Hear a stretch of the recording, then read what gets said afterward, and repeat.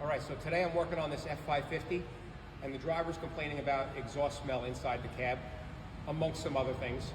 And I've already done a visual inspection. I couldn't find any exhaust leaks, and seeing as how this is a diesel, I can't hear any either. So today we're gonna try to find an exhaust leak using an evap smoke machine. Okay, so this kit comes with a bladder. Just insert the bladder in your tailpipe and pump it up.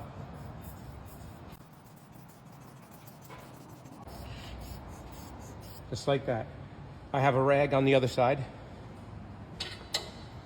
Take your smoke hose, stick it in there.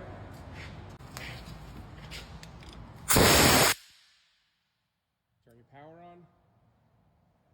While we're giving the system a chance to fill up with smoke, I just want to show you that there's a lot of these on the market. This one happens to be the Shop Series from Autoline Pro.